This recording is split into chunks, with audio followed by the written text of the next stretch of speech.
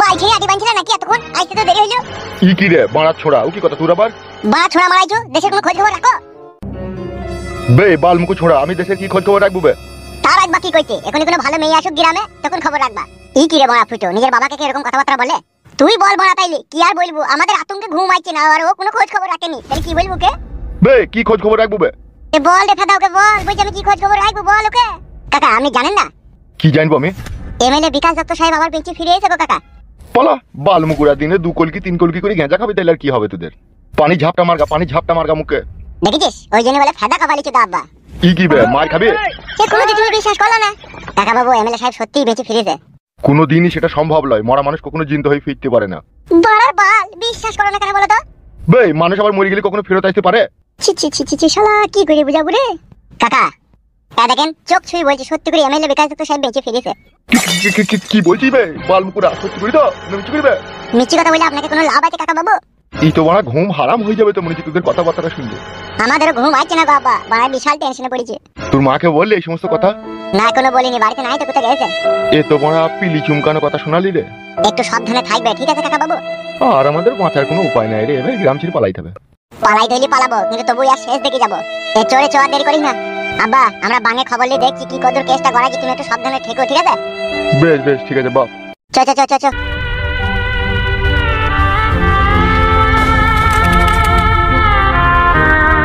বালমুকু ছোড়া, এইভাবে আর কতদিন চলবে বে? তুই কি ভেবেছিস বে এইভাবে এমএলএ বিকাশ তো সাহেব থাকবে নাকি? বড় ভাই আপনি আমার উপরে ঝালা ঝালি কি করে হবে বলেন? তুই তো শালা নষ্ট করে খাজাবে, তোর উপরে ঝাড়া ঝাড়বো না, কার উপরে ঝাড়বো বে? এখন আমি কি করব বলেন তো বড় ভাই? মাথাই নষ্ট। আর এই মনে আমার অনেক কষ্ট রে হামসফার। বুঝতে পারছিস কেমন গোলমাল চলছে? চুপ চুপ চুপ। আমাকে তো ওরা সর্বহারা করে দিয়েছে বে। আপনি এক কাজ করেন বড় ভাই, একটা কামান কিনেন, দিয়ে বড় বুটো গ্রামকে ভুঁসার করে দেন। ই কি রে বুকা চোদা, গোটা গ্রামের লোকে মেরে কি করবো আমি? তা যাদেরকে মারার দরকার তাদের কিন্তু মারতে পারছেন না, উল্টি তাদের হাতে মার খাই নিছেন আপনি। এবার যে সুরের বাচ্চাকে আমি হাতে লতে ধরবো, তার কলজিকে আমি বাই করি লোয়ার করায় ভুঁড়ি আমি মদে চাট করে খাই নেবো। তুই এক কাজ কর। জি বলেন বড় ভাই। আমি পার্টি অফিসে চললাম, ঠিক আছে? তুই সাদা কুকুরকে নিয়ে পার্টি অফিসে আয়। ঠিক ঠিক ঠিক আছে বড় ভাই। তাড়াতাড়ি যাবি আর আসবি। ঠিক আছে ঠিক আছে। কি করবি রে বড়? আমার তো ভয়ে পিলি চুমকে গেছে। পিলি চুমকাইলে তো হবে না, ওর যে কোনো মুহূর্তে আমাদের উপরে অ্যাটাক করতে পারে, আমার সাথে আয় তো। চ চ চ।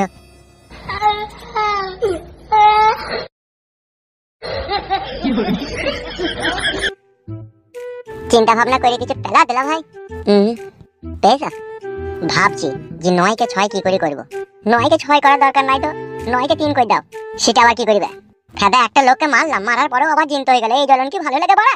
তার চেয়ে সব থেকে ভালো হয় বাড়ি ঘর বেঁচে কিনে দিয়ে বড়া অন্য গ্রামে গিয়ে বাস করি গা। চলো বাবা মা চানার সাথে একা হইলে তো কোনো ব্যাপার ছিল না। চলো কেন বড়া, বুঝি বলি গা, বলবো ভাই এই গ্রামে থাকবো না, গ্রাম ছেড়ে পালাবো। চলো। শালা এমন হতভাগা ছেলে আমরা, আমাদের জন্য বাবা মারাও শান্তি পেয়েছি না। আমরা যেদিন এই পৃথিবীতে আসি সেই দিন মনে হয় ঘোর আমার বর্ষা লেগেছিল, সেই জন্য আমাদের নসিব থেকে দুর্দশা গেছি না। এ পালানোই ভালো বড়া গ্রাম থেকে। এ কত আর মানুষের সাথে ফ্যাসাদ করবো বড়া, সেই জন্যই তো বলছি বড়া খাই না খাই সঙ্গে ডাঙে পড়ে থাকবো, পালিয়ে চলো বড়া। বেশ ঠিক আছে তাই হবে, তুই তোর বাড়িতে বুঝা, আমি আমাদের বাড়িতে বুঝাই। তুই বড়া বুঝবে আর না বুঝবে ওরা বুঝে নেবে বড়া, আমরা পালাবো তাই জানি। চলো বুঝাবার মালিক একবার বুঝিয়ে দেবো। বেশ ঠিক আছে চলো।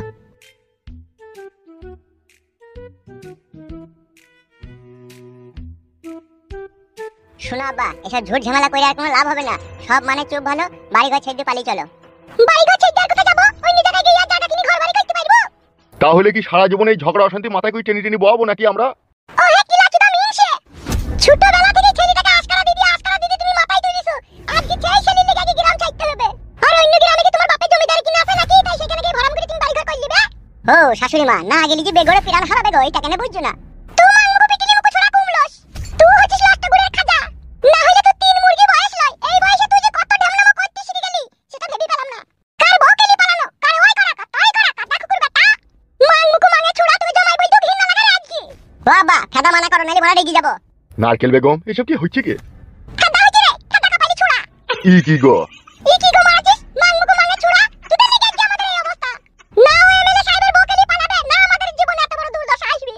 ও একটু সব শালাকে বাদ দিয়ে বেরি শালাকে ধর নাকি? তুমি যে এমএলএ সাহেবের সাথে 3-4 বছর প্রেম ভালোবাসা করেছো, সেটা বেলায় কি হবে? সেটা বেলায় ফাঁকা যাবে নাকি? সেটা বেলায় কোনো দোষ হবে না নাকি?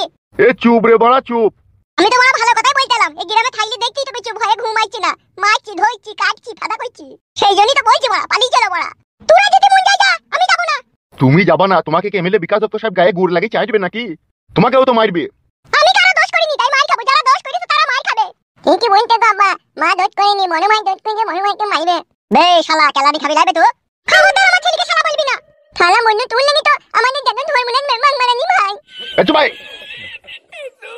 শালা ছোট ছোট মুখে খুব বড় বড় কথা বলে এ মান মুখ ছোড়া ও যে ছোট ছেলে ছোট ছোট মুখে বড় বড় কথা বলছি আর ও যে ওর বেটাটা বড় হয়ে গেছে আর তোমরা দুটো মিনছি ও যে এই কাজগুলো করছে ওর বেলায় কোনো কথা হবে না এ মা তুই আর ঝুট ঝামেলা করিস না বুঝলি তো এলা তোমাকে গেল তুই যদি না শুনি না তাহলে বকবি না ওরা যে বলছে গ্রাম ছেড়ে পালাবো তো অন্য গ্রামে গিয়ে আমাদের জায়গা কিনা আছে না সেখানে ঘর করা আছে এই যে সেখানে ঘর করে থাকবো তার আর দিন যে অশান্তি ঝগড়া হয়েছে তা কি করবি পালানোই তো ভালো গ্রাম থেকে লোকের ভয়ে ঘুম আসছে না বুঝতেই তো পারছিস সবই তো এলা ছুরি এখনই যে হুট করে বাড়ি ঘর ছেড়ে পালাইতে বলছিস কোন কথা যাবে না ওরা যেখানে নিয়ে যাবে সেখানে গিয়ে থাকবো তা তুই চলে যা আমি যাবো না আমি আমার ছেলে এখানে থাকবো আমার শাশুড়িটা হচ্ছে দুমুখো সাপ একবার সাপের গালে চুমুক খায় একবার ব্যাঙের গালে চুমুক খায় আমরা জানের ভয়ে গ্রাম থেকে পালাবো আর ও বিকাশ দত্তের সাথে ঠিক লাইন করে থেকে যাবে এই গুড কপালি ছুড়া কে কার সাথে থাকবে রে কি গো নারকেল বেগম আমি তোর ছেলেকে এরকম করে কথা বলে না না ও কথাটা কি বলছি ও যে বলছি যে আমি বিকাশ দত্তের সাথে থাকবো ওকে দেখেছিলে নাকি আমার থাকা গোটা গ্রামের লোক জানে এটা আবার দেখা দেখি কি আছে তা তুমি যেতে চাইছো না কেন ওই জন্যই তো তুমি দেখছি ওরা যাই যাক আমি তো ঠিক পটি পাটি আমি ঠিক থাকি যাবো এ ফাটা কুকুর বেটা হুট করে যে বাড়ি ঘর ছেড়ে পালাইতে বলছিস তো কোথায় যাই থাকবে রে তুই কোন নানির নাঙ্গের ভাতারের খালে যাই থাকবে রে নারকেল বেগম তুমি সব কথাতে উল্টো পাল্টা বুঝি কেন ঝগড়া লাগা বলো তো আমি উল্টো পাল্টা বলছি না তোমরা আমাকে উল্টো পাল্টা বুঝাইছো বাড়িতে যে সমস্ত মাল পত্র পড়ে আছে এই জায়গায় এই ঘর বাড়ি সবকিছু যে ছেড়ে দিয়ে চলে যাব তা থাকবো কোথায় আমি সেটা বলতে চাইছি হ্যাঁ কাদা কুকুর বেটা বাপ রে গলা ওই গলার জন্যই আমার কাছে ভাত কাপড় পেয়ে গেল রে বাপ ফুটো রে কাদা কুকুর বিচ্চা কত আমার হাত কাপড় দিবার ভাত তার রে তুই তোর সাথে আমি 16 বছর সংসার করে এক বেজন চুরি পেলাম না কাদা কুকুর বেটা আর তুই কিনা বলিস আমার কাছে পার পেয়ে গেল এই নারকেল বেগম ছিল বলে তুই মাঙ্গে ছোড়া পার পেয়ে গেলি বাবা বড়ার বাল আমার এসব আর ভালো লাগছে না কিন্তু বল দিচ্ছি তুমি যাওয়া কিনা সেটা বলো নাহলে আমি আমার বই ছেড়ে আমি বাড়ি ছেড়ে পালাবো আমি কিন্তু বড় মাছ ধরে খাইতে পাচ্ছি না সারা জীবন বড় বইয়ের কথা শুনে জীবনটা কাটিয়ে দিলে আমাদের কথা তুমি একবারও শুনলা না কি আমার পুরুষ রে তাই ওর কথা শুনবি অতই যদি পুরুষ বাচ্চা অতই যদি পুরুষ তো যা না এবেলে বিকাশ দত্তকে মেরে মাটিতে পুঁতে দিয়ে শান্তি করে গ্রামে বাস কর ভয় পালাইতে যাচ্ছিস কেন শুধু পুরকিটা পুরুষটা শুধু বাড়িতে এসে দেখানো পুরুষ কা পুরুষ শুধু মেয়ের কাছে এসে শাশুড়ির কাছে এসে ফুটুঙ্গি আর অন্য জায়গায় লবটুঙ্গিটি কি খানতি শাশুড়ি রে তুই আবার এ মান মুখ ছোড়া খবরদার আমাকে গাল দিবি না চুপ না রে বানার বাল আমার বাড়া অত চিল্লা চিল্লি করছিস কেন বাড়া বাবা আমি ফাদা পালাচ্ছি বাড়ি থেকে তোমরা যা ভালো বুঝবে তাই করো মরলে মরো বাঁচলে বাঁচো গায়ে মারা গানে থেকে চললাম এ বয়ে তুই পালে আমার সাথে দাঁড়াও তো হামলা কামড়ি করছিস কেন তুমি এ ফাদা আইতে তুই আমি আর এই বাড়িতে থাকবো না বড়া এলো যা চলে যা বাড়ি থেকে চলে যা আমি একাই থাকবো যা ও একাই থাকবে ও ঠিক লাইন ছকিলে একাই থাকবে ও তুমি কি বলছো বলো আব্বা বড়া আমার হাতে সময় নাই যাবাতা চলো আর না যাবাতা তাও বলো আমি আমার বউ ছেলেকে আমি বাড়ি থেকে পালাচ্ছি আর তোমাদের যদি এমএলএ সাহেব কিছু বলে বড়া তার জন্য আমাকে আর দোষী করো না বলে দিলাম তোমাকে আমি ফুটো ফুটো কে এ আমি ডিম রে একবার বাইরে আয় দরকার আছে কি দরকার বলো আয় না বাইরে একবার আয় দেখ না দেখ কি বলছি দেখ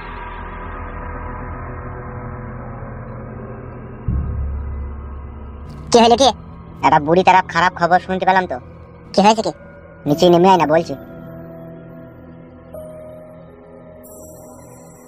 বল কি বলবি এমএলএ বিকাশ দত্ত সাহেব তোদের কি মারার কঠিন প্ল্যান করেছে কে বললি কাটিবা কেউ বলেনি আমি নিজের কানে শুনলাম কি করে শুনলি তো আমি পার্টি অফিসে গেলাম তিরপল লাইনতে দিয়ে বিকাশ দত্ত সাহেব হামসাফারকে সাদা কুকুরকে বলছিল কি বলছিল বে বলছে শুন হামসাফার আমি এ বিরহ বিচ্ছেদ আর সহ্য করতে পারছি না বুঝলি তো এবার হয় এসপার নাইলে উসপার এবার আপনি কি করতে চাইছেন সেটা বলেন আমাদেরও কাদা জানে সহ্য হয়েছে না আর আমি চাই আধের রাতে তোরা গিয়ে ফুটুর বাড়িতে চাবি বুম ভরে দে না থাকবি বাঁশ না বাজবে বাঁশুড়ি বাবা ভালো হয়তো মশা মাছি ইঁদুর পোকা টিকটিকও তো মরে যাবে বড় ভাই মারতেই তো চাইবে বলতে পারিস আমাকে একটা মানুষের লেগে আমি আর দুনিয়ায় কত দগ্ধি বেঁচে থাকবো বড় ভাই এখন মানুষ আপনাকে বিশ্বাস করতে চাইছেন না যে আপনি সে এমএলএ বিকাশ দত্ত কিনা কে বিশ্বাস করতে চাইছে না তাকে ধরলে আমার কাছে কি আর বলবো বড় ভাই আপনাকে আমি তো বিশ্বাস করতে চাইছি না আপনি মরে গিয়ে কি করে ফেরত এলেন কি করে ফেরত এলাম শুনবি শুনতে তো ইচ্ছা হচ্ছেই বড় ভাই তাহলে শোন ওরা সেদিনকে রাতে আমাকে যেদিনকে ডেকে লিগেই গুলি করে সেদিনকে আমাকে ওরা ঠিকই গুলি করেছিল কিন্তু গুলি আমাকে লাগেনি আমার এই জামার ভিতরে লোয়ার প্লেট ভরা ছিল গুলি আমার শরীরে বিঁধেনি আর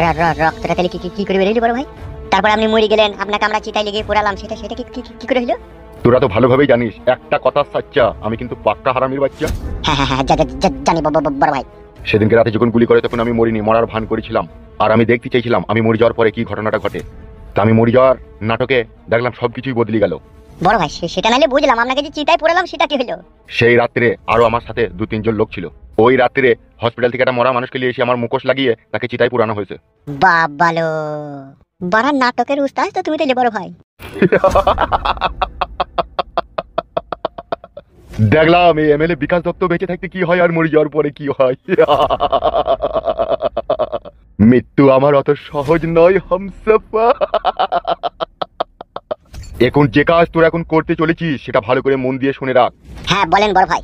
রাত 12টার সময় ফুটুর বাড়ি থেকে এই 4টি ঘরে 4টি চাবি বুম ভর্তি চাল চুল উড়িয়ে দিবি, যেন ওদের ছাপ উনা আন্ডা বাচ্চা কেউ সকালে হলে যেন পৃথিবীর মুখ না দেখতে পাই।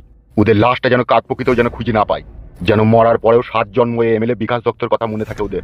ঠিক ঠিক ঠিক ঠিক আছে বড় ভাই। এখন তোরা দুজনে একবার স্টেশনে যা, একজন আসবে, সেই মানুষটাকে আমার এখানে দিয়ে আসবি। কে কে আসবে? জেলেই দেখতে পাবি, যা দুজনে যা। ঠিক ঠিক ঠিক আছে ঠিক আছে।